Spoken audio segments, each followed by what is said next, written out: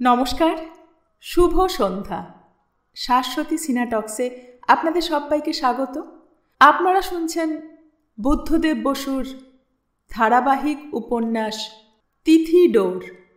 শুরু করি দ্বিতীয় অধ্যায়। কিন্তু শাড়িটা রপ্ত করতে আরও অনেক দিন লেগে গেল স্বাতীর। শাড়ি পরে স্কুলে সে যেতেই পারে না, বন্ধুদের সামনে বেরোতেও লজ্জা করে। তাহলে আর কতটুকু সময় বাকি রইল? কোনো ছুটির দিনে বাথরুম থেকে শাড়ি পরেই বেরিয়ে আসে গম্ভীরভাবে, কিন্তু ভাত টাত খেয়ে মেঝেতে যখন উপুড় হয়ে শুয়ে পড়ে গল্পের বই নিয়ে, আর পড়তে পড়তে আস্তে আস্তে পায়ের আঙুল ঘষে মেঝেতে, শাড়ি তখন শাড়ির মনে হাঁটুতে ওঠে। আর শাশ্বতী শাসন করে, সাথী পাটা ঢাক। এক পায়ের দু আঙুলের সাহায্যে আর এক পায়ের শাড়ি নামিয়ে দিয়ে সাথী আরও গভীর ডুব দিল বইতে। কি খালি মেঝেটার উপর গড়াচ্ছিস? ছোট আছিস নাকি এখনো? ঠিক যেন মা, সাথীর মনে হলো। মুখে বলল, কেন, গড়ালে কি হয়? হবে আবার কি, মেঝেটা নোংরা না? বেশ পরিষ্কার তো। ওঠ, উঠে বস চেয়ারে, না হয় খাটেই শো। শাশ্বতী কয়েক মাস আগে কলেজে ভর্তি হয়েছে।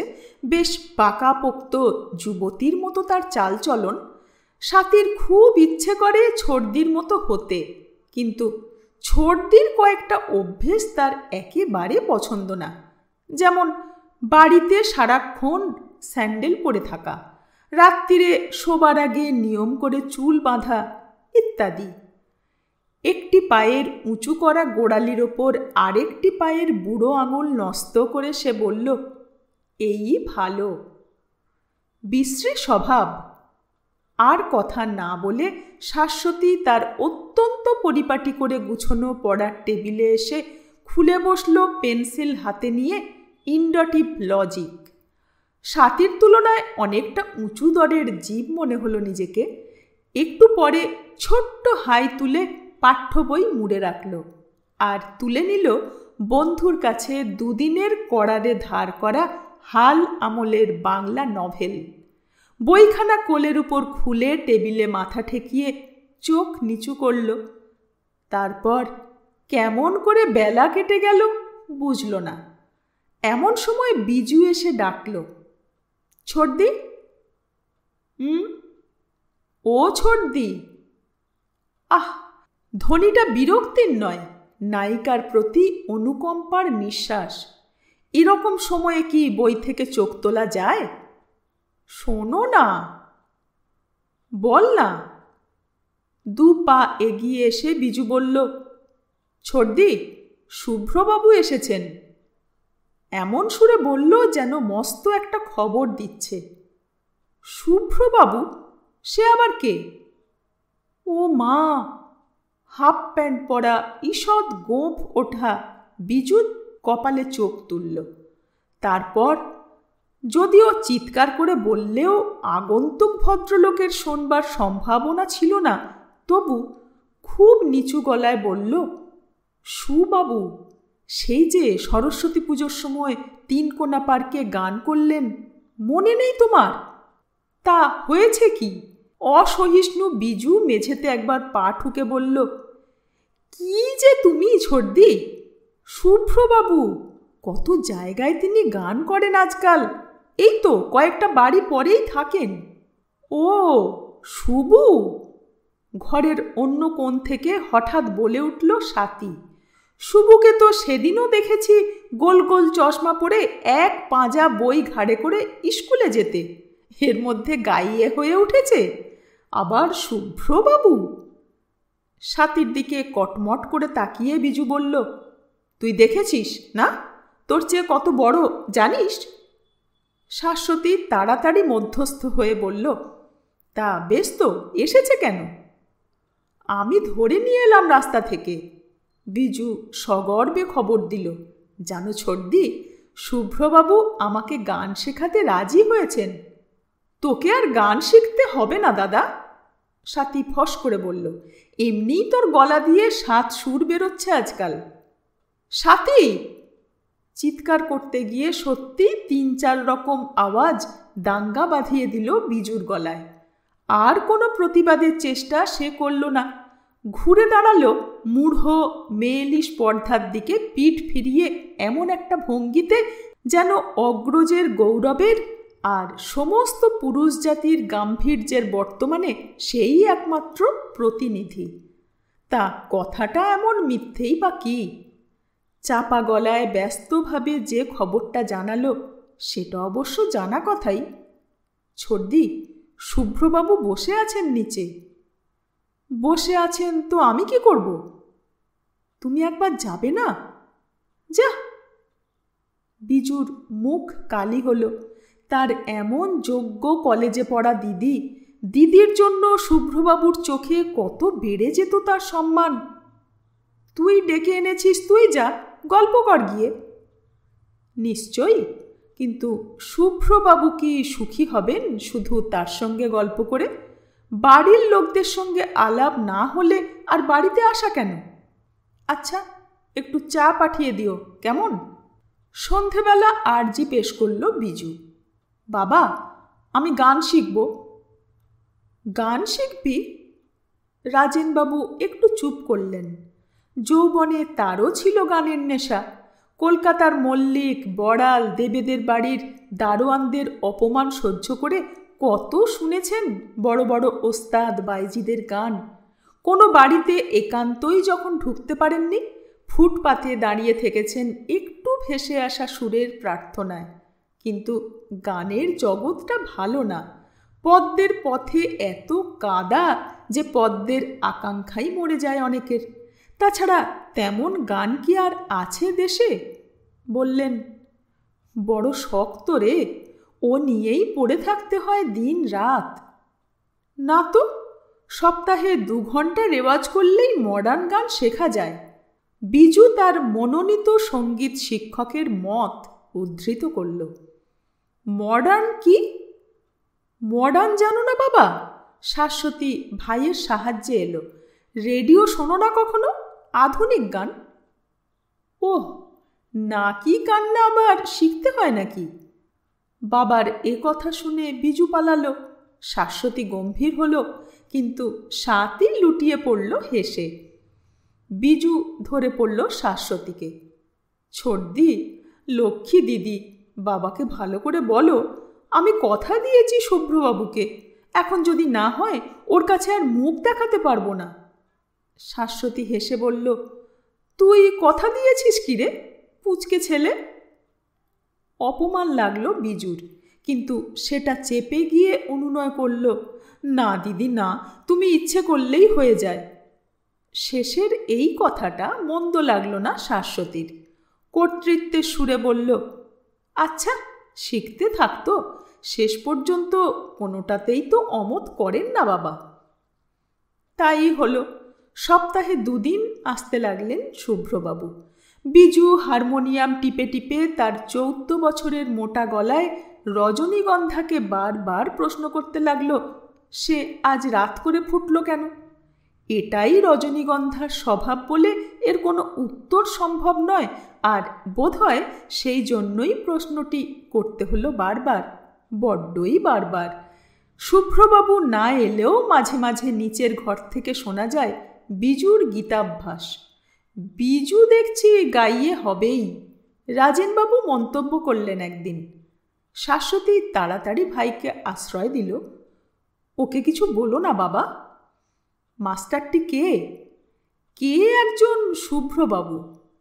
তা বিজুর কি হবে গান শিখে? তোরা শিখলেই পারিস। আমি না, স্বাতী বলে উঠল। বাবা, যা বিশ্রী দেখায় দাদাটাকে। তুই? বাপ তাকালেন শাশ্বতীর দিকে। ওই শুভুর কাছে শিখবে কি? সঙ্গে সঙ্গে স্বাতীর জবাব, ও নিজে গাইতে শিখল কবে যে অন্যকে শেখাবে? অসভ্য মেয়ে। শাশ্বতী আস্তে আস্তে চলে গেল সেখান থেকে।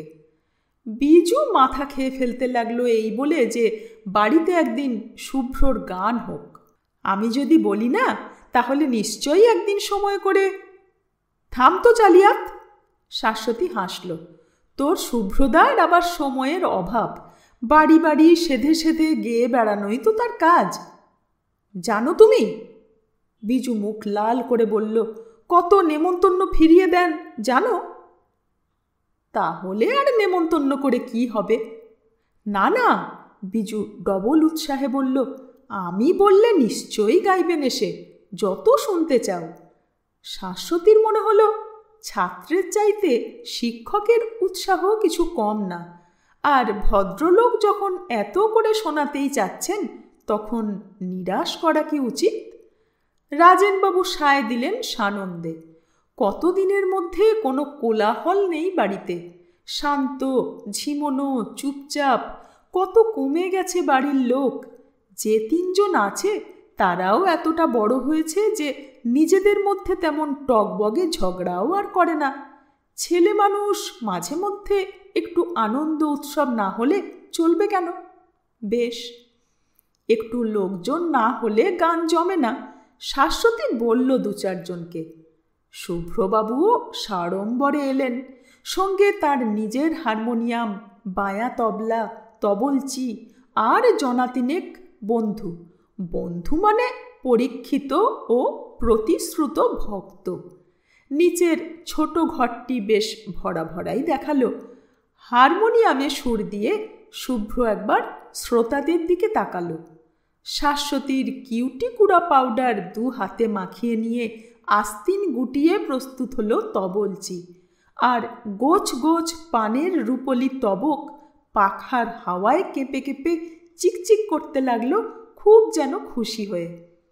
রাজেনবাবুও এসে বসেছিলেন, শুধুই ছেলে মেয়ের মন রক্ষার জন্য নয়। কিন্তু প্রথম গানটি হয়ে যেতেই আস্তে উঠে উপরে চলে গেলেন। ছি, একে এরা গান বলে? হচ্ছে কি দিন দিন? ভেবেছিলেন চুপে চুপেই উঠে আসতে পেরেছেন, কিন্তু গাইয়ের চোখ এড়ালো না। তবে বেচারা চেহারার প্রৌঢ় ভদ্রলোকের অনুপস্থিতিতে শুভ্র মুষড়ে পড়ল না। হারমোনিয়াম নিয়ে 2-4 মিনিট কসরত করতে করতে হঠাৎ দ্বিতীয় গানটি ধরল। লম্বা ছাঁদের মুখ, চুল পিছনে উল্টানো, ছোট্ট সরু একটু গোঁফও রেখেছে আবার। যে ছেলেকে সে দেখেছে বই ঘাড়ে করে স্কুলে যেতে, তার সঙ্গে একে ঠিক মেলাতে পারল না স্বাতী। মানুষের ছেলেবেলাটা কোথায় পড়ে থাকে বলতো? হঠাৎ কি ছেলে মানুষটা মিলিয়ে যায় হাওয়ার মধ্যে, বড় একজন তার জায়গায় এসে দাঁড়ায়। আমার আমিটার কি হবে কবছর পরে? ছর্দির মতো হব, তারপর মা যেমন ছিলেন সেই রকম। এখন যা আছি তা তো বেশ লাগছে আমার, তবে কেন এটাকে ছাড়তে হবে? স্কুলে যাওয়া শুভটা তো মন্দ ছিল না। হঠাৎ গোঁফ গজিয়ে শুভ্রবাবু হয়ে হারমোনিয়াম বাজিয়ে গান করে লাভটা তার কি হচ্ছে? শুভ্রকে মোটে ভালো লাগছিল না স্বাতীর। 1 লাইনের অর্ধেক গেয়ে প্রশংসার জন্য তাকায় চারদিকে, তারপর বাকি অর্ধেক গায়। বন্ধু 3 জন সজোরে মাথা নাড়ে, কেমন একরকম গোল গোল চোখে তবলচির দিকে তাকিয়ে হারমোনিয়ামের রিডে 3 আঙুলে বাড়ি মেরে মেরে তাল বুঝিয়ে দেয়। মাঝে মাঝে বেলো ছেড়ে দিয়ে বাঁ হাতটি উপরে তুলে হা হা করে ওঠে এমনভাবে যেন পাশের লোকের গায়ে ঢলে পড়ে যাবে।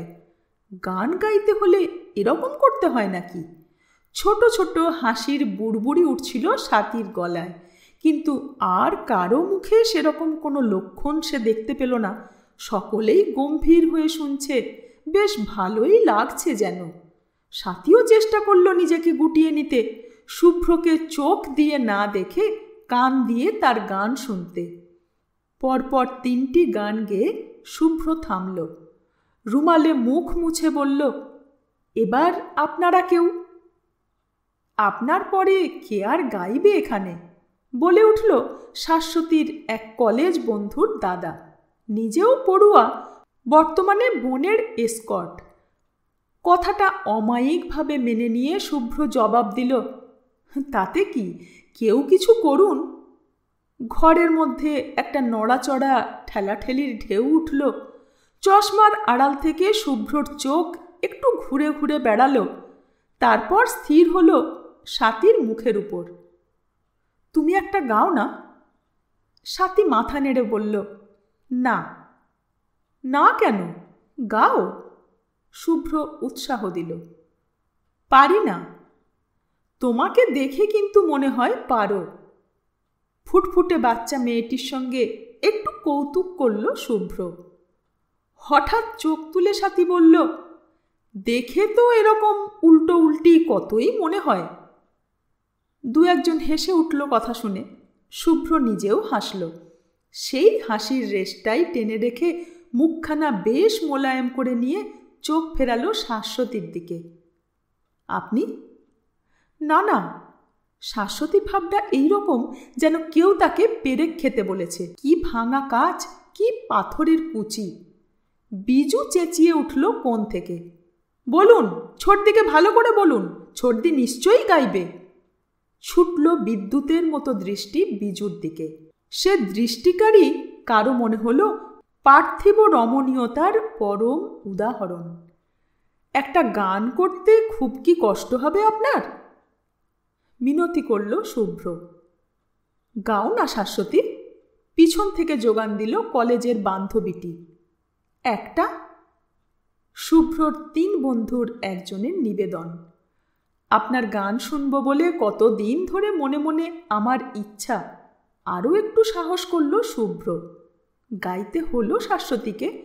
দ্বিধা ভরা গলায় একবার সুর আর একবার কথা ভুল করে একটি রবীন্দ্রসঙ্গীত। শেষ হওয়া মাত্র বাহবা রব যা উঠল, তাতে ছোট ছোট পোকার মতো ফোঁটা ফোঁটা ঘাম নামল শাশ্বতীর মেরুদণ্ড বেয়ে। শুভ্র আসন নিল আবার। একটি, আরেকটি, তারপর সকলের উপরোধে আরও একটি গেয়ে শেষ করে দিল। তারপর সিঙাড়া, সন্দেশ, গল্প, চা, পান। বেশ ভালো লাগলো সকলেরই। সকলে চলে যেতেই বিজু আনন্দে একবার গড়িয়ে উঠল পাতা ফরাসে। কি গ্র্যান্ড হলো ছোটদি! উফ, ওয়ান্ডারফুল! দেওয়ালের সঙ্গে ঠেকানো সোফায় বসে জানালা বাইরের টুকরো কালো আকাশের দিকে তাকিয়েছিল স্বাতী। মুখ না ফিরিয়েই বলল, ওয়ান্ডারফুল বানান কর তো। তুই চুপ কর, তোর সঙ্গে কথা বলছি না আমি। মন্দ না ভদ্রলোকের গান, শাশ্বতী সান্ত্বনা দিল ভাইকে। মন্দ না? হুঁ, বলো কি? আর কীরকম প্রশংসা করলেন তোমার গানের! রাস্তায় আমাকে কি বললেন জানো? বললেন, তোমার ছোটদি যদি ভালো করে একটু মন দেন গানে। থাম থাম, আবার বলল স্বাতী, যেমন বাজে তুই, তেমনি বাজে লোকের সঙ্গে তোর ভাব। কি? বিজু লাফ দিয়ে এসে খপ করে চেপে ধরল স্বাতীর চুল। ঠিক পান খেয়ে ঠিক একটা বখার মতোই দেখাচ্ছে বলে স্বাতীর মাথার এক ঝকানিতে চুল ছাড়িয়ে আস্তে আস্তে উঠে গেল ঘর থেকে। বিজু রাগ করে কথা বন্ধ করল স্বাতীর সঙ্গে, আর সেটা জানাবার জন্য তার গা ঘেঁষে দুমদাম করে চলে যেতে লাগলো নাক উঁচু করে। আর সকালে বিকেলে তার গানের রেওয়াজ পাল্লা দিতে লাগলো রেডিওর সঙ্গে। এটাও স্বাতীর উপর প্রতিশোধ, কিন্তু শ্রেষ্ঠ প্রতিশোধ ঘটিয়ে দিল স্বাতী নিজেই।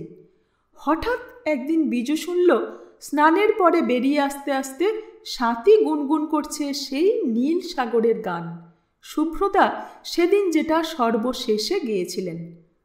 প্রতিজ্ঞা ভুলে গিয়ে সে বলল, স্বাতী? তবে? স্বাতী চোখ দিয়ে একটু হাসল, গুনগুনানি থামালো না। বাহ, সুন্দর বসেছে রে তোর গলায়। মুহূর্তে সমস্ত শত্রুতা ভুলে গেল বিজু।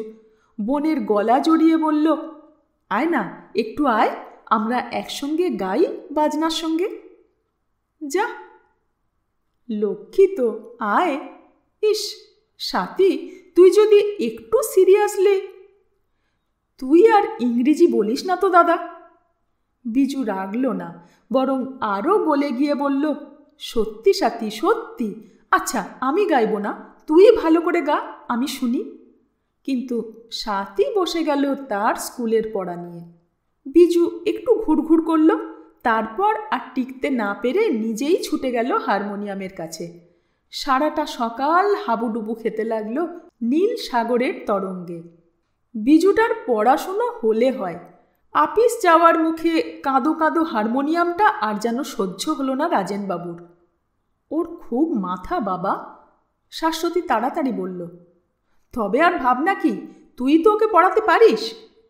স্পষ্ট দমে গেল মেধাবী ভাইকে নিয়ে শাশ্বতীর উৎসাহ। বই নিয়ে বসতেই চায় না, তাকে স্বীকার করতে হলো।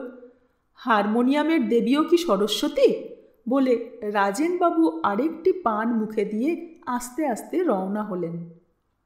আশ্চর্য, আর মাসখানেকের মধ্যেই দেখা গেল, মানে শোনা গেল, হারমোনিয়াম আর হাঁ করে না।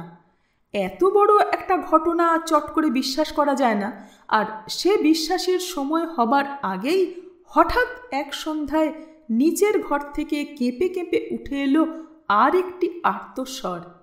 হারমোনিয়ামের চেয়ে অনেক বেশি কান্না পাওয়া, গায়ে কাঁটা দেওয়া, দাঁতে দাঁত লাগানো। আপিস ফেরত শরীরটাকে বারান্দায় পাটির উপর এলিয়ে দিয়েছিলেন রাজেনবাবু।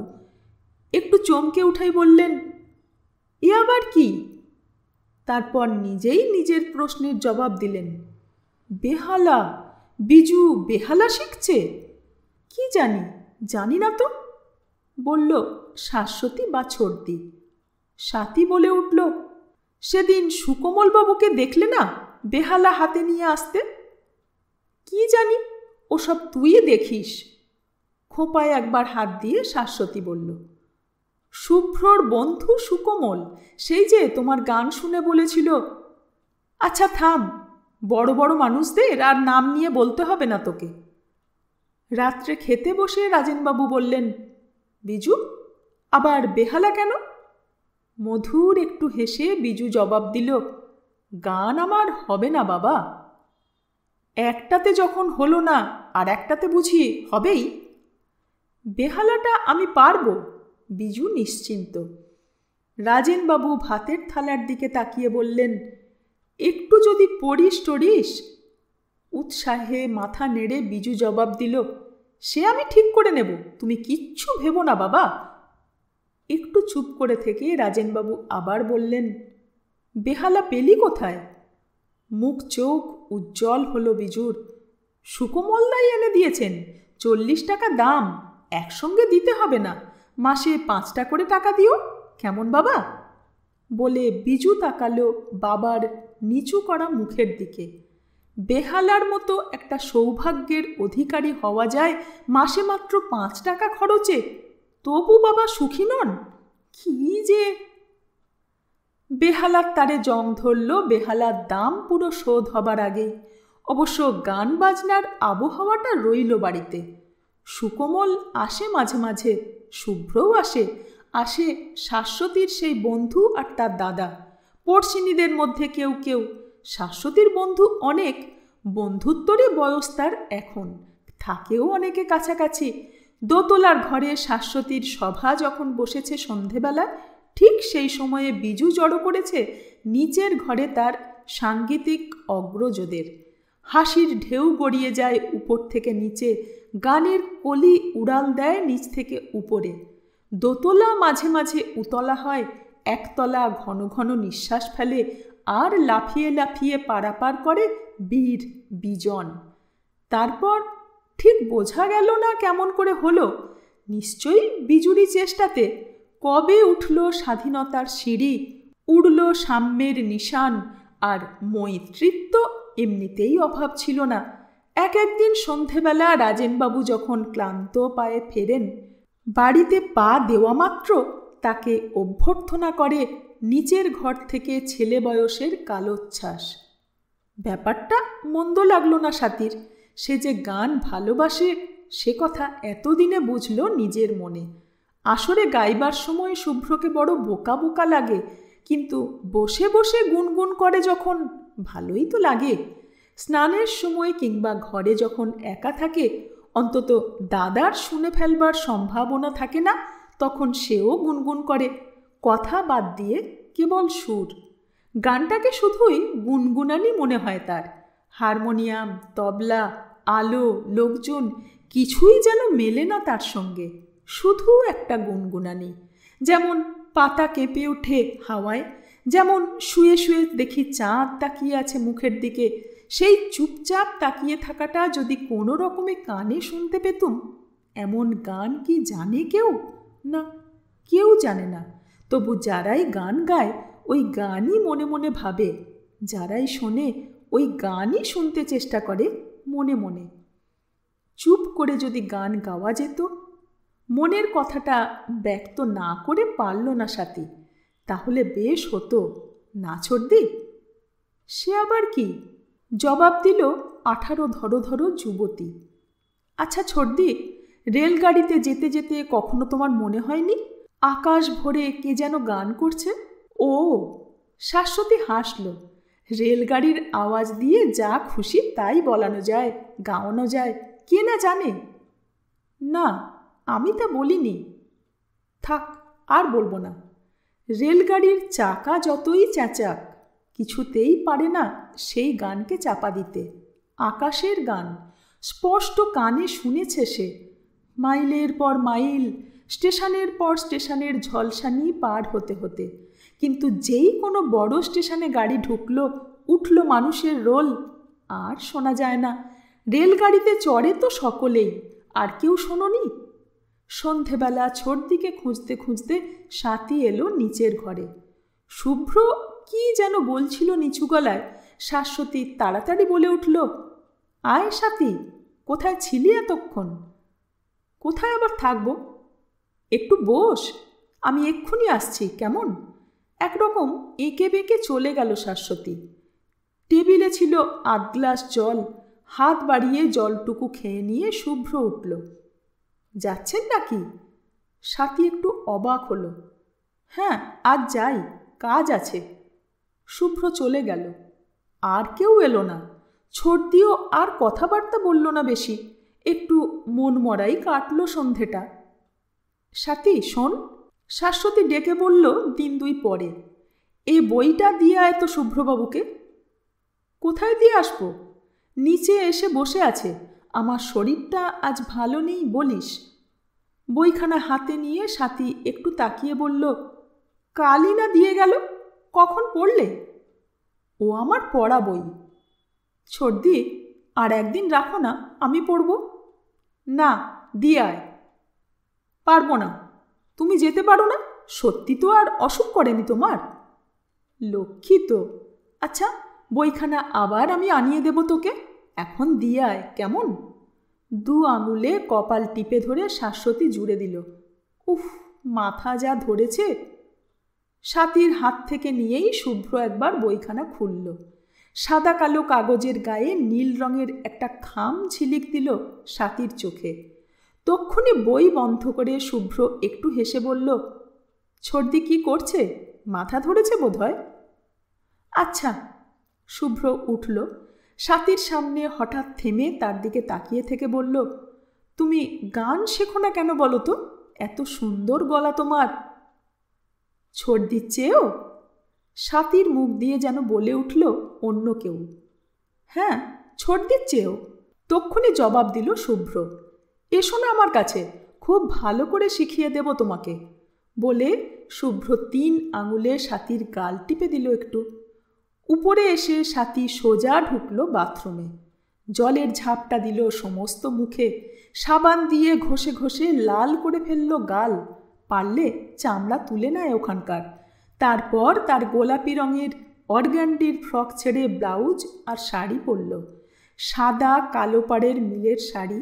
আঁচলটা গায়ে জড়িয়ে নিতে নিতে হঠাৎ মনে পড়ল মাকে। এ 2 বছরের মধ্যে এমন করে মনে পড়েনি কোনো দিন মনে প্রশ্ন ওঠেনি মা কেন নেই। অসুখ দেখে দেখে ধরেই নিয়েছিল যে একদিন থাকবেন না। আজ মনে হলো, তাই তো, অসুখ হলেই কি মানুষ মরে যায়? আর নাও তো অসুখ হতে পারত। কোনো দিন শাড়ি ছাড়া কিছু পরবে না। মনে মনে যতবার এ কথা বলল সে, ততবার তার চোখ জলে ভরে উঠল একা ঘরে আয়নায় নিজের দিকে তাকিয়ে তাকিয়ে। স্বাতীকে আর দেখা গেল না একতলার শান্ত সভায়। কি রে? কদিন পরে শাশ্বতী জিজ্ঞেস করল, হয়েছে কি তোর? কি আবার হবে? কি রকম একা একা থাকিস? না তো। জানিস স্বাতী, শাশ্বতী চেষ্টা করল বোনের মনে ফুর্তি আনতে। শুভ্রবাবুরা সবাই মিলে একটা গানের স্কুল খুলছেন পাড়ায়, নাচের ক্লাসও থাকবে। ভর্তি হবি তুই নাচে? না। না কেন? ছেলেবেলায় নিজে নিজেই কত নাচতিস, মনে আছে? শিখলে খুব ভালো হবে, এত সুন্দর ফিগার তোর। চুপ করো ছোটদি। স্বাতী খেকিয়ে উঠল। শাশ্বতীর মন বেশ ভালো ছিল সেদিন। বোনের পিঠে হাত রেখে বলল, কি হয়েছে তোর বলতো? সব সময় রাগ। জবাব না দিয়ে আঁচলটা আঙুলে জড়াতে লাগলো স্বাতী। শোন, আর দেরি না, তৈরি হয়ে নে। ব্যস্ত ভাব শাশ্বতীর। কেন? বাহ, মিতালি সঙ্গে ম্যাজিক না আজ? আমি যাব না। সে কি রে, সবাই যাচ্ছে আর তুই যাবি না? না। চল না, খুব ভালো ম্যাজিক, চল। হাত ধরে টান দিল শাশ্বতী। আমি যাব না। থাক তবে। স্বাতীর হাতটায় জোরে একটা ঝাঁকুনি দিয়ে শাশ্বতী চলে গেল সাজতে। তার সময় নেই, এখনই এসে পড়বে বন্ধুরা। ছাড়া ছাড়া মেঘ করেছে সেদিন, এলোমেলো হাওয়া। ছাতে পায়চারি করতে করতে স্বাতী দেখছিল আকাশে চৌরঙ্গির মতো চওড়া ছাইরঙা রাস্তা, আর সেই রাস্তা দিয়ে ছুটে আসা টকটকে লাল দমকলের মতো রোদ্দুরের এক একটি লম্বা লম্বা লাইন। আর কিছু করবার ছিল না তার। বাড়ির সব বই অন্তত 10 বার করে পড়া হয়ে গেছে, ধার করা বইও কিছু নেই। আর ভুলেও সে একটা গানে টান দেয় না আজকাল। আস্তে আস্তে আলো নিভল আকাশে, মেঘেরা আরও একটু জায়গা জুড়ল। সদ্য গ্যাস জ্বলা আবছা রাস্তা দিয়ে স্বাতী দেখতে পেল বাবা আস্তে আস্তে আসছেন। সেও সিঁড়ি দিয়ে নামল, আর রাজেনবাবুও দোতলায় এসে পৌঁছালেন। বাবা, এত দেরি তোমার? চাকরি রে, চাকরি। নিঃশ্বাস নিয়ে এগিয়ে এলেন রাজেনবাবু। বাবার সঙ্গে হাঁটতে হাঁটতে স্বাতী বলল, আর যেন কেউ চাকরি করে না, সবাই তো ফিরেছে সেই কখন। নাকি?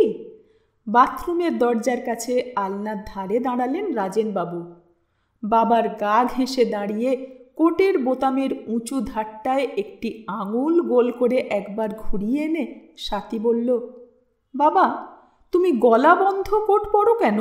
বেশ সুটটুট পরলেই পারো। রক্ষে করো। রাজেনবাবু কোট খুললেন, শার্ট তুললেন। তোমার প্যান্টগুলোই বা কি, প্রত্যেকটা ছোট। ভালো তো, ওতেই সুবিধে লাগে আমার। জুতোর 10 ঘন্টার জেলখানা থেকে পা দুটোকে ছাড়িয়ে নিলেন রাজেনবাবু। না বাবা। স্বাতীর ঠোঁটের কাজটা কেমন একটু করুণ হলো। ভালো দেখায় না। এমনিতেই যারা দেখতে ভালো তাদের কি আর সাজতে হয়? চোখ টিপে রাজেনবাবু ঢুকলেন বাথরুমে। বেরিয়ে এলেন হাত মুখ ধুয়ে খালি পায়ে, ধুতি আর গেঞ্জি পরে। তোমার পাটি পেতে রেখেছি বাবা। স্বাতীর চোখে মুখে হাসি। আহ, কি আরাম। রাজেনবাবু লম্বা হলেন। চা এলো, সঙ্গে 2খানা 3 ঘন্টা আগেকার ভাজা নিমকি। বাবা, তুমি কিছু খাও না কেন? স্বাতীর প্রশ্ন। সে কি রে? এই যেমন আমরা কত কিছু খাই, তালশাঁস খাই, পেয়ারা খাই, পাটালি খাই। তুমিই তো বাজার থেকে আনো সব, কিন্তু তুমি তো খাও না। মেয়ের মুখের দিকে কৌতুকের চোখে তাকিয়ে রইলেন রাজেনবাবু। শুধু কৌতুক? লিচু খাবে বাবা? লিচু? হ্যাঁ বাবা, লিচু তোমাকে খেতেই হবে। সম্মতির অপেক্ষা না করে স্বাতী ছুটে গিয়ে নিয়ে এলো তার পেন্সিল রাখার বাক্সে লুকোনো 4টি বড় বড় ম্যাজেন্টা রঙের লিচু। হাতের কাছে ছড়িয়ে দিয়ে বলল, খাও। লিচু একটা খেতে হলো। কেমন, ভালো না? চমৎকার। মেয়ের একটি হাত নিজের হাতে নিয়ে রাজেনবাবু তাতে তুলে দিলেন আর 3টি। বারান্দার রেলিংয়ে পিঠ ঠেকিয়ে হাঁটু উঁচু করে বসে স্বাতী বলল, রোজ তোমার জন্য লিচু রেখে দেব, কেমন? খাবে তো? আজ যে তুই বাড়িতে? রাজেনবাবু জিজ্ঞেস করলেন, ও মা, আমি তো বাড়িতেই থাকি রোজ। আজ একা বুঝি? প্রশ্নটা শুনে মনে কোথায় একটু ব্যথা লাগলো স্বাতীর। কিছু বলল না। তোদের গান বাজনা কেমন চলছে? এ প্রশ্নের কোনো উত্তর না দিয়ে স্বাতী বলল, বাবা, তুমি রোজ আপিস থেকে এসে বাড়িতেই বসে থাকো কেন? ভালো লাগে বলে আর অভ্যেস বলে। মাঝে মাঝে একটু বেরোলেও তো পারো। কোথায় যাই বলতো? দাঁত দিয়ে একটি লিচুর খোসা ছাড়াতে ছাড়াতে স্বাতী আস্তে আস্তে বলল, বন্ধু বান্ধবদের বাড়ি যেতে পারো, কি শনি রবিবারে সিনেমায়। আচ্ছা আচ্ছা, ঢের হয়েছে। তা তুই কেন বাড়ি বসে থাকিস সন্ধেবেলা? কোমরের উপর থেকে শরীরটি একটু মুচড়িয়ে স্বাতী বলল, এমনি। তোর দিদিটা বেরুনি হয়েছে খুব, আর তোর দাদা তো বিশ্ববন্ধু। তোর বন্ধুরা আসে না কেউ? আমার কোনো বন্ধু নেই বলে স্বাতী খোসা ছাড়ানো নীলচে সাদা নিটোল লিচুটি একেবারে পুড়ে দিল মুখের মধ্যে। সন্ধেবেলাটা সম্প্রতি একটু নির্জনই হয়ে উঠেছিল রাজেনবাবুর। হঠাৎ ভরে উঠল কত কথা স্বাতীর। রাজেনবাবুর শ্রান্ত শরীরের উপর যেন ফুরফুরে হাওয়া বয়ে যায়, আর ফোঁটা ফোঁটা বৃষ্টি ঝরে পড়ে। কোনোদিন স্বাতী হয়তো বলল, শোনো বাবা, আমাদের রাস্তা দিয়ে ঝকঝকে কালো নতুন একটা গাড়ি যায়, দেখেছো তুমি? তাই নাকি? ওই মোড়ে যে কম্পাউন্ডওয়ালা মস্ত বাড়িটা না, ও বাড়ির গাড়ি। 4টে গাড়ি ওদের। খুব বড় লোক ওরা, না বাবা? তা হবে, কিন্তু 4টে গাড়িতে তো আর একসঙ্গে চড়া যায় না। কি হয় 4টে দিয়ে? রাজেনবাবু একটু ভেবে বললেন, অনেক লোক বোধ হয় বাড়িতে, আর তারা তোর মতো ঘরে বসে থাকে না কেউ, সকলেই খুব বেড়ায় টেড়ায়। বাবা, তুমি একটা গাড়ি কেনো, তাহলে বেড়াবি তুই? স্বাতী মুখ টিপে হাসল। তা মন্দ কি? বেড়াতে হলে তো গাড়িই ভালো। মেয়েরা যে রাস্তায় হেঁটে হেঁটে বেড়ায়, একটুও ভালো লাগে না আমার। রাজেনবাবু হাসলেন কথা শুনে। স্বাতী বলল, হাসবার কি আছে, ঠিকই তো। আর গাড়ি হলে বেশ তোমাকেও আর ট্রামে চড়ে আপিস করতে হয় না। কেন? ট্রাম তো ভালো। বিশ্রী, কি ভিড় আপিসের সময়। হ্যাঁ বাবা, একটা গাড়ি কেনো দেখি। আচ্ছা বাবা। রাজেনবাবুর সিঁথির উপর দিয়ে একটি আঙুল আস্তে টেনে নিতে নিতে স্বাতী বলল, আমরা তো এর চেয়ে ছোট একটা বাড়িতে যেতে পারি। 2টো ঘর তো খালিই পড়ে থাকে। তোর দিদিরা এলে লাগে না? ওহ, কবে না কবে আসবে দিদিরা, তাই জন্যে। আচ্ছা, আর তো দিদিরা কেউ এলো না একবারও। আশা কি সোজা রে? কেন, মা থাকতে তো কতবার। রাজেনবাবু একটু হেসে বললেন, মা না থাকলে বাবার কাছে কি আর আসে মেয়েরা? আসে না? বলো কি তুমি? আসে নাকি? বারে, আমি বুঝি আর মেয়ে না তোমার? বলে স্বাতী বাপের গা ঘেঁষে শুয়ে পড়ল উপুড় হয়ে। ঘন চুলে ভরা কোঁকড়া কালো মাথাটিকে রাজেনবাবু চোখ দিয়ে চুম্বন করলেন অনেকক্ষণ। আশ্চর্য ঘটনা, অভূতপূর্ব প্রস্তাব। কোনো এক শনিবারে আপিস থেকে এসেই রাজেনবাবু বললেন, কোথায় গো রাজকন্যারা, সিনেমায় যাবে নাকি আজ? স্বাতী ছুটে এসে বাবাকে 2 হাতে জড়িয়ে ধরল। সত্যি বাবা, সত্যি? শাশ্বতী একটু ফাঁপড়ে পড়ল। শনিবার গীতায়তনের তার ক্লাস, শুভ্রদের স্কুল ওটা। এদিকে বাবাকে নিরাশ করতেও অনিচ্ছা। হঠাৎ একটা শখ হয়েছেই যখন। কোনটাতে যাবে? ঠান্ডা গলায় সে জিজ্ঞেস করল। যেটাতে ইচ্ছে তোদের। বন্দিনীটা মন্দ হয়নি শুনেছি, বিজ্ঞ মন্তব্য শাশ্বতীর। ছাই। বিজুর সাদা কোঁচাটা দুলে উঠল দরজার কাছে। দেখতে হয়তো প্রতিশোধ। ওফ, গ্লোরিয়াস। দেখেছিস নাকি তুই? শাশ্বতী যেন যুদ্ধে আহ্বান করল ভাইকে। কবে? তাহলে এখন আর যাবি না তো? বলল স্বাতী। বয়ে গেছে। ঝিলিক দিয়ে উঠল দরজার আড়ালে বিজুর বীর দর্প। বললেও যেতাম না আমি, রিহার্সাল আছে না আমার। রিহার্সাল? নাটক? সোজা ছেলেকে জিজ্ঞেস না করে রাজেনবাবু শাশ্বতীর দিকে তাকালেন। পাড়ার ছেলেরা বুঝেই করছে একটা, আর এ পাড়ায় কিছু কি হতে পারবে যাতে বিজু নেই? একটু গর্বিতভাবেই শাশ্বতী বলল। কিন্তু শেষ পর্যন্ত রিহার্সালের মায়া কাটালো বিজু। ট্যাক্সি চড়ে সবাই মিলে যাওয়া হলো, আর সবচেয়ে দামি টিকিট কিনে বসা হলো দোতলায়। শাশ্বতী বসল চেয়ারে ঠেসান দিয়ে অভিজ্ঞ ধরনে। যতক্ষণ না আরম্ভ হলো দর্শকদের মধ্যে ঘুরে বেড়ালো তার চোখ। আর আরম্ভ হবার পর থেকে বিজু অবিশ্রান্ত কথা বলতে লাগলো তার পাশে বসে। এইবার মেয়েটা রাগ করে বাপের বাড়ি চলে যাবে, ছেলেটার অসুখ করবে, তাই চোখ দুটো ওরকম। শাশ্বতী এমনকি একটা চড় মারল তার কানের উপর, বেশ জোরেই মারল, কিন্তু বিজু নাছোড়। ফিরতি ট্যাক্সিতেও অবিশ্রান্ত বকবকানি তার। জানো ছোড়দি, শিবেনের গানগুলি কিন্তু প্লেব্যাক, গেয়েছে আর একজন, ছবিতে শুধু ঠোঁট নেড়েছে। আচ্ছা হয়েছে, তুই থামতো এবার। কিন্তু শাশ্বতীর কথার মধ্যেই বলে উঠলেন রাজেনবাবু, সত্যি? ফিল্ম দেখে, মানে দেখে শুনে রীতিমতোই চমকেছিলেন তিনি। সেই কোন জন্মে বোবা বায়োস্কোপ দেখেছিলেন, তখনকার দিনে বায়োস্কোপ বলতো। এই প্রথম দেখলেন কথা বলা ছবি, তাও বাংলা। কী সব কাণ্ড! হ্যাঁ, কি করে করে? বাহ, সত্যি না? বাবার উৎসাহে বিজু একেবারে টকবক করতে লাগলো ফুটন্ত জলের মতো। গানগুলি গেয়েছে তো শশাঙ্ক দাস, ওই তো মনোহর পুকুরে থাকে।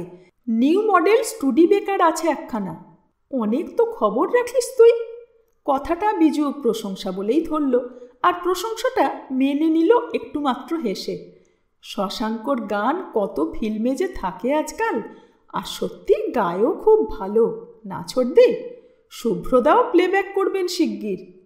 রাজেনবাবু বিষয়টা নিয়ে একটু যেন চিন্তা করে বললেন, তা যাই বলিস তোরা, গানের সঙ্গে সঙ্গে ঠিক মতো ঠোঁট নাড়াটাও কম শক্ত না। আর ছেলেটি দেখতেও কি হ্যান্ডসাম। কথা কেড়ে নিয়ে বিজু বলল, ও তো সুজিত, এই সেদিন নামলো স্বপ্নপুরীতে, আর এর মধ্যেই হবে না? চেহারাখানা কেমন? বিশ্রী। এতক্ষণে সাথী কথা বলল, ঠোঁট দুটো বোকা বোকা।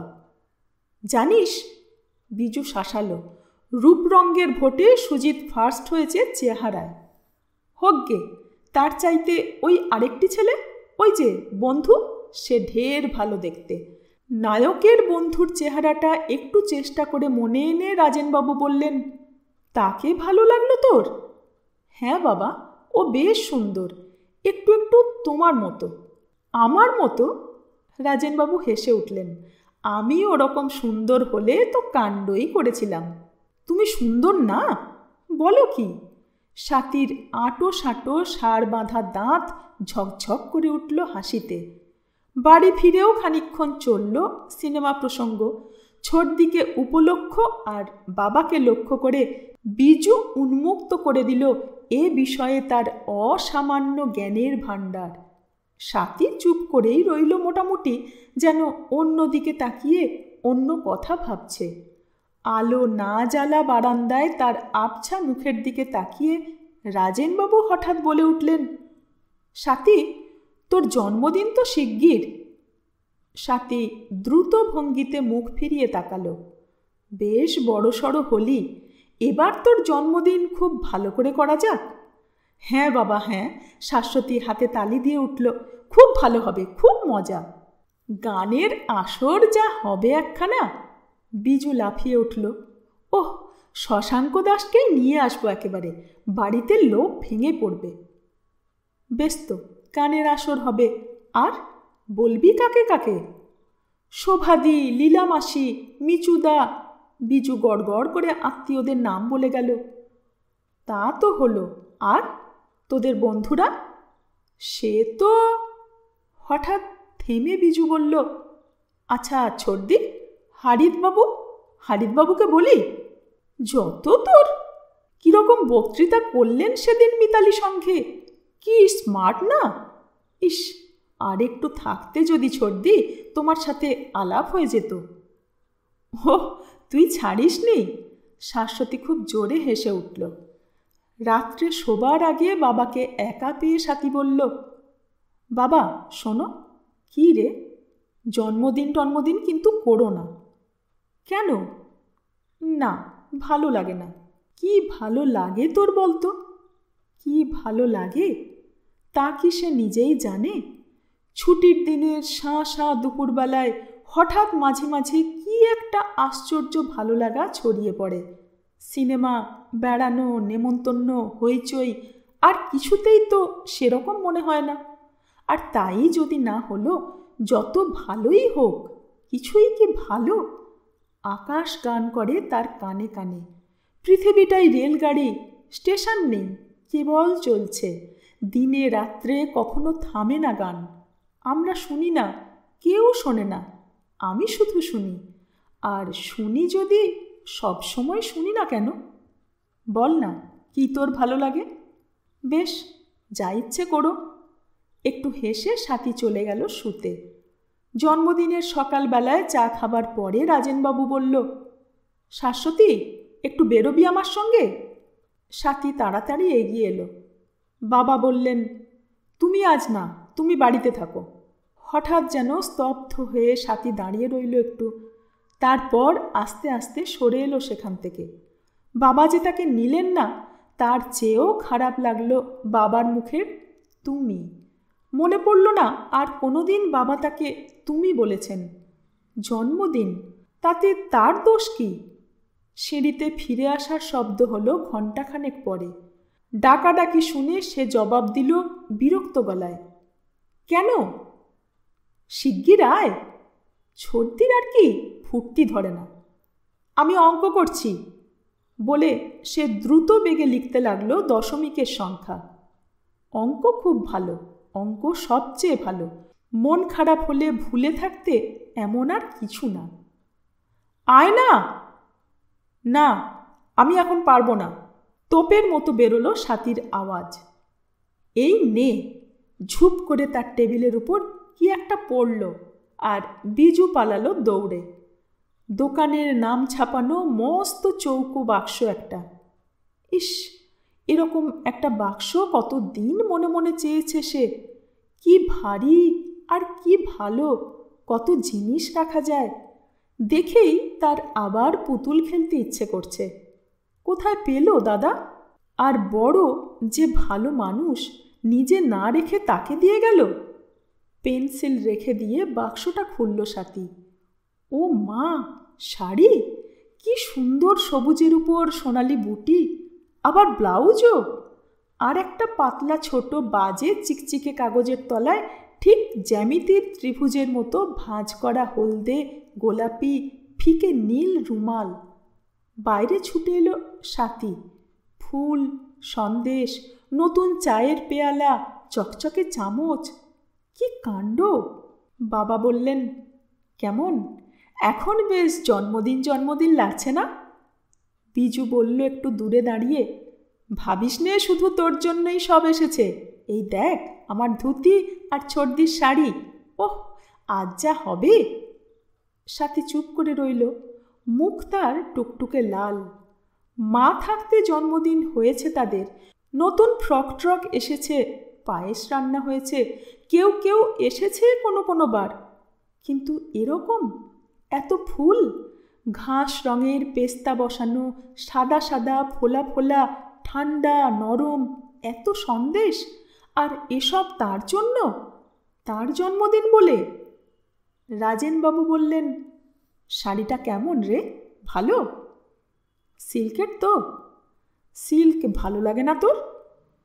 চোখ না তুলে শরীরটি একটু মোচড়াতে সাথী বলল, পুতুলদের যেরকম শাড়ি পরানো থাকে সেরকম তো। তা পরবে যে, সেও তো পুতুল। মোটেও না। সাথী হেসে ফেলল। ছড়ানো জিনিসগুলোর দিকে তাকিয়ে বলল, আচ্ছা বাবা, সকলের জন্যেই আনলে, নিজের জন্য তো কিছু আনলে না? নিজের জন্যই তো সব এনেছি, বললেন রাজেনবাবু। পরতে হলো সবুজ সিল্কের শাড়ি, সাটিনের ব্লাউজ। শাশ্বতী জোর করে ধরে চুলটা নতুন ধরনে উল্টিয়ে দিল ঘাড়ের উপর। কপালে চন্দনের ফোঁটাও বাদ দিল না। দেখে রাজেনবাবুর মনে পড়ল শ্বেতার, মহাশ্বেতার, সরস্বতীর বিয়ের রাতের মুখশ্রী। কত সুন্দর, কত সুখের আর কত দুঃখে দেখা সেই মুখশ্রী। স্বাতীর কাঁচা মুখের সঙ্গে বেশ তো মানিয়ে গেছে এই সাজ। একবার তাকিয়েই চোখ ফিরিয়ে নিলেন রাজেনবাবু। স্বাতীরও নতুন লাগলো নিজেকে যখন সন্ধ্যের পর দোতলার বড় ঘরে এসে বসল। সিঁড়িতে কত জুতো, ঘর ভরা লোক, সকলেই ভালো, সকলেই খুশি। শশাঙ্ক দাসকে বিজু অবশ্য ধরতে পারেনি, তা শুভ্র আর তার দলই আসর জমিয়ে রাখল রাত 9টা পর্যন্ত। স্বাতীর মনে হলো সমস্ত গান ঘুরে ফিরে এই কথাই বলছে তাকে, তুমি ভালো, আমরা তোমাকে ভালোবাসি। যত লোক আছে এখানে সকলে তাকে ভালোবাসে। ভালো, খুব ভালো, এই পৃথিবী ভালো, পৃথিবীতে যা কিছু আছে সব ভালো। তা না হলে মানুষ কেন গায়, নাচে, হাসে, আনন্দ করে? তা না হলে এত আনন্দ কোথা থেকে আসে? এবার তুমি, বলে শুভ্র হারমোনিয়াম ঠেলে দিল স্বাতীর দিকে। তক্ষুনি সুর কেটে গেল। এতক্ষণের সমস্ত ভালো লাগাকে থেতলে দিয়ে অসম্ভব একটা লজ্জা এসে গলা আঁকড়ে ধরল। সকলেই যেন তার দিকে তাকিয়ে আছে, বাঁকা চোখে দেখছে তাকে। তার শাড়ি পরাটা যেন ঠিক হয়নি, কোথায় কি ভুল বেরিয়েছে। বিশ্রী, উঠতে পারলে বাঁচে স্বাতী, কিন্তু উঠতে গেলেও তো এতগুলো চোখ। আজ একটা গান শুনবই তোমার। রাত্রিরে বেড়াল ডাকের মতো শুভ্র নরম গলা সে শুনতে পেল। হঠাৎ মুখ তুলে এক মুহূর্ত আগেও কথাটা চিন্তা না করে এক ঘর লোককে শুনিয়ে সে বলে উঠল, আপনি আমাকে তুমি বলবেন না। ঘরে উঠল অস্পষ্ট গুঞ্জন। চশমার পিছনে শুভ্র চকচকে চোখ দুটি দপ করে নিভে গেল।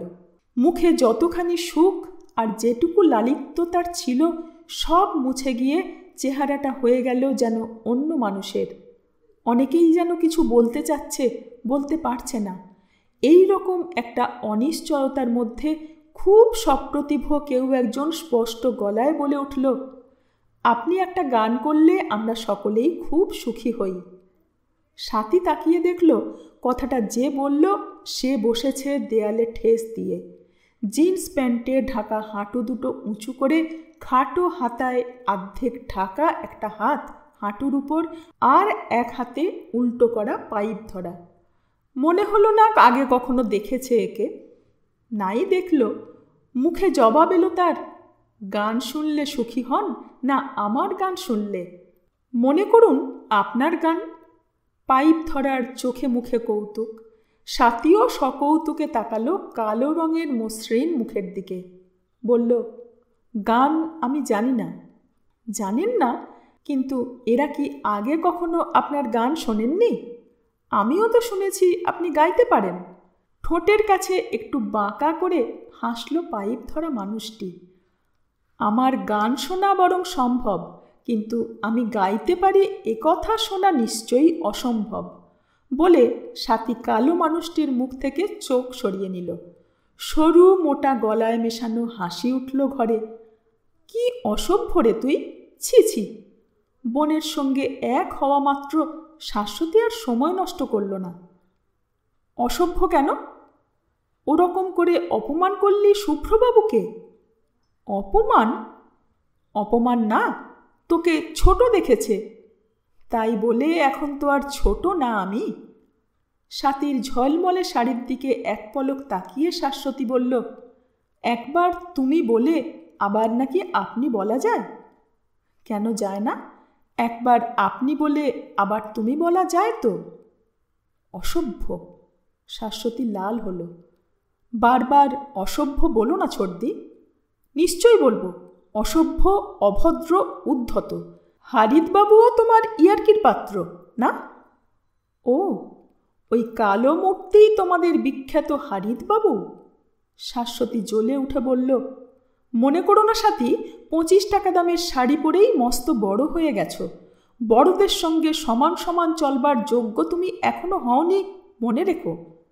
শাশ্বতীর চোখে মুখে এরকম টকটকে রাগ স্বাতী কখনো দেখেনি।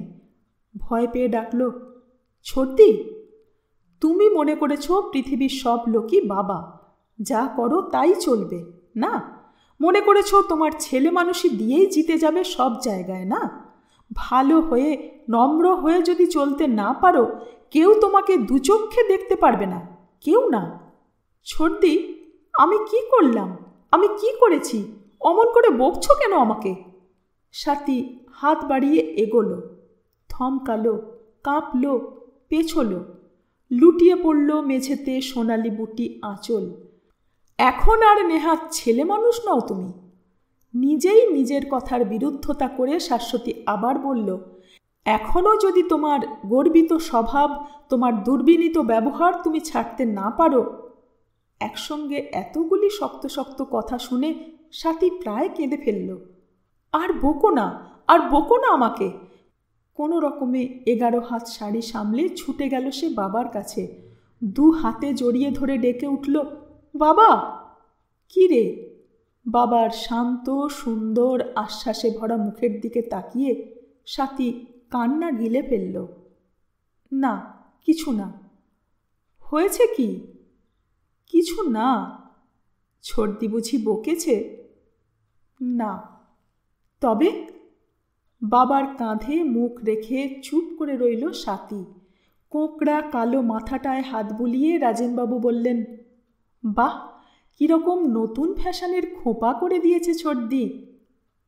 বাবা। পাঞ্জাবিতে আস্তে আস্তে মুখ ঘষে ঘষে স্বাতী বলল, বাবা, আমি তোমার কাছেই থাকব, তোমাকে ছেড়ে কোথাও যাব না, কোনো দিন না। বেশ তো, খুব ভালো কথা, খুব সুখের কথা। তাই বলে কান্নার কি আছে? এত বড় 15 বছরের মেয়ে নাকি কাঁদে? ও মা!